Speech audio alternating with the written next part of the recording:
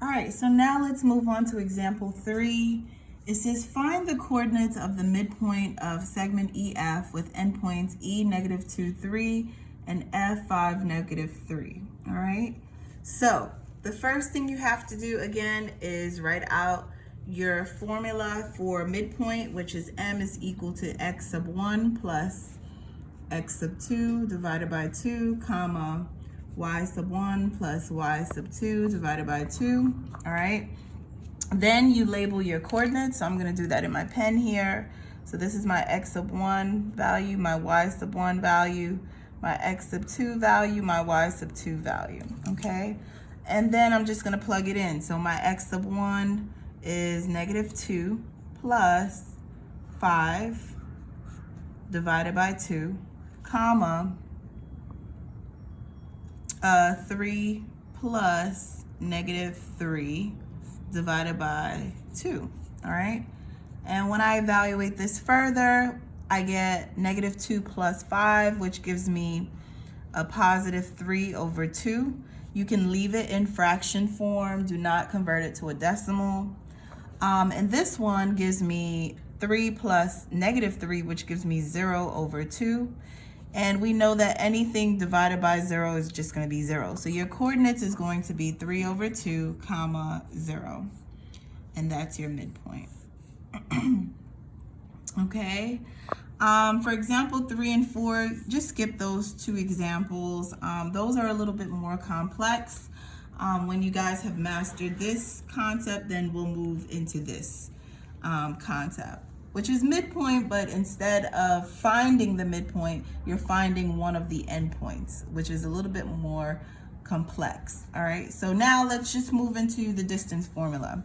So in geometry, whenever you need to find the length of a segment, you use the distance formula. So just please make a note and just put an asterisk and put use when you need to find the length of a segment. All right. So whenever you need to find the length of a segment and they give you the two coordinates, you use the distance formula. And it's used to calculate the distance between 2 points on a coordinate plane. So example 5 basically says find segment FG and JK, then determine whether or not they are congruent to each other. Well, the only way that we can find out if the two segments are congruent to each other is if we use the distance formula, if we find the length of each segment. So here we have our graph right here. They did not give us the coordinates, so you have to get your own coordinates by looking at the graph. So let's look for the coordinate of F. So that's 1, 2.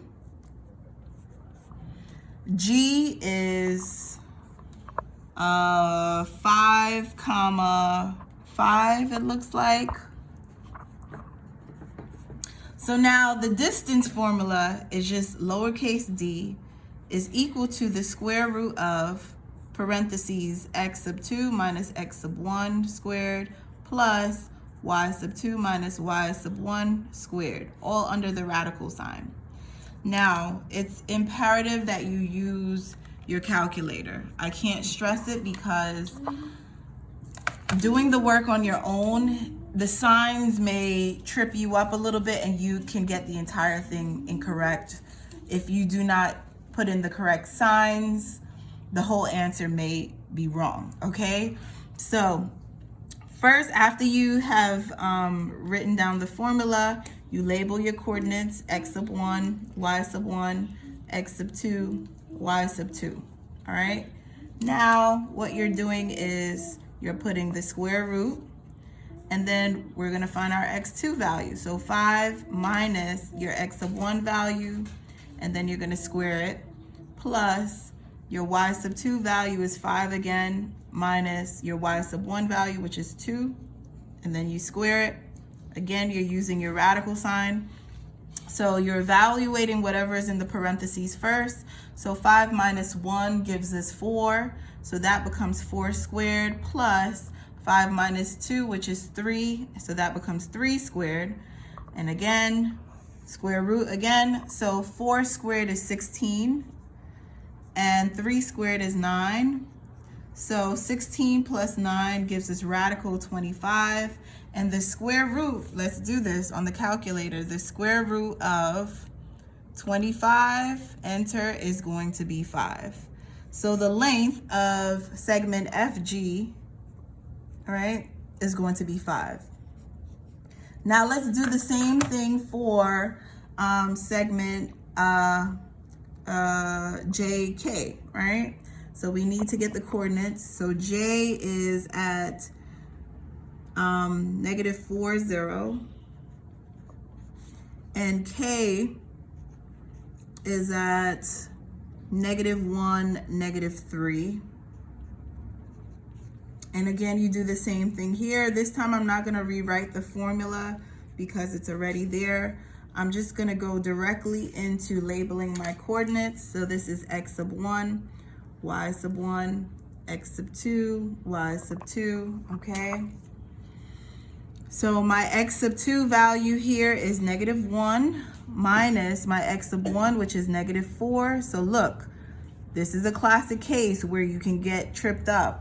So I would recommend using the calculator for this. Plus your y sub 2, which is -3 minus 0 squared, all right? And then you see how you have the double negatives here, that turns into a positive. So really this is going to be -1 plus 4 squared is equal to -3 minus 0 squared, and then the square root. So this becomes -1 plus 4, which gives us 3 squared, plus -3 squared. Okay, so let's look at this to make sure we have the numbers correctly written down. So this is -1 minus -4, right? So that's a plus. So that gives us 3 squared. And then -3 minus 0. Okay, so look at this number here and this number here. Are they the same? No, they're not. So automatically, I know that they're not going to have the same distance, because once you get to this point here, if the numbers do not look the same, then you know you're gonna get a different distance. All right, so this will give you 9 plus 9, right? Which is square root or radical 18. And that's the distance of segment segment JK. So now they ask you determine whether these segments are congruent. No, they are not. So I'll write it here in this space here. No, FG, excuse me, is not congruent to segment JK because the distance is different, because the distance is different. And after you have shown the work, you must follow up with some sort of statement. So, because they will ask you if they're congruent. Yes, yes, they're congruent, and this is how you justify they are congruent. No, they are not congruent because they have different numbers, and you've proven that here. This one is 5 and this one is radical 18. So they're not the same length. All right. Now the last example I'm going to go over is example 6, and then you're on your own to complete the rest of the packet. All right, so it says find EF and GH, then determine whether or not EF is congruent to GH. Wow, look at this diagram here. So they did not give you the coordinates, but you have to look for FE, which is here, and GH, which is here, okay?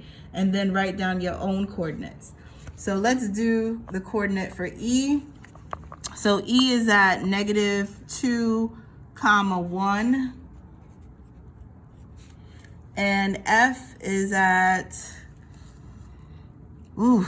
-5, comma 1, 2, 3, 4, 5. So -5, comma 5. And let's do G as well. G is at -1, comma -2. And H is at 1, 2, 3, 3, comma 1.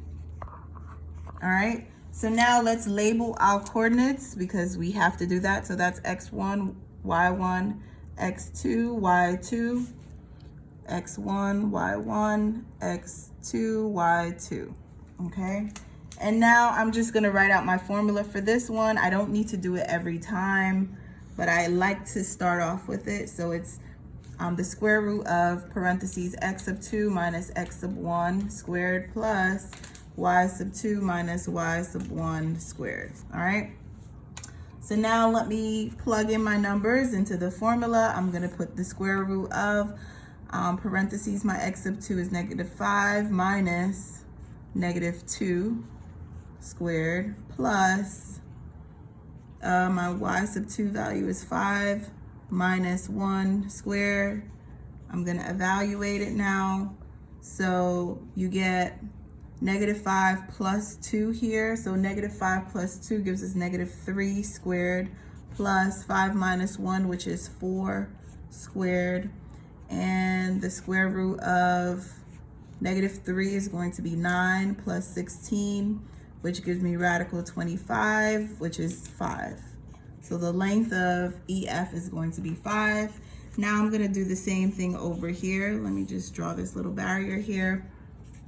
So the distance, I'm looking for my x sub 2 value, which is 3, minus my x sub 1, -1 squared, plus my y sub 2 value is 1 minus -2 squared. Ooh, it's a lot of double negatives. So the double negatives always turns into a positive. So now let me evaluate this further. I get 3 plus 1 squared plus 1 plus 2 squared. So this ends up being the square root of 4 squared plus 3 squared. Look at this, -3, 4, 4, 3.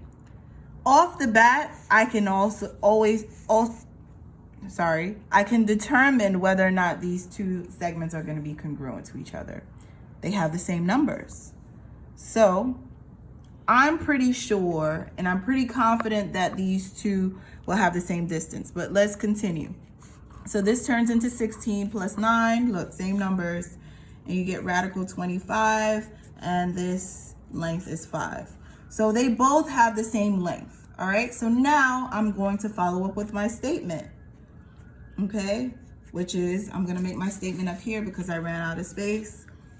So segment EF is congruent to segment GH because they have the same distance, all right?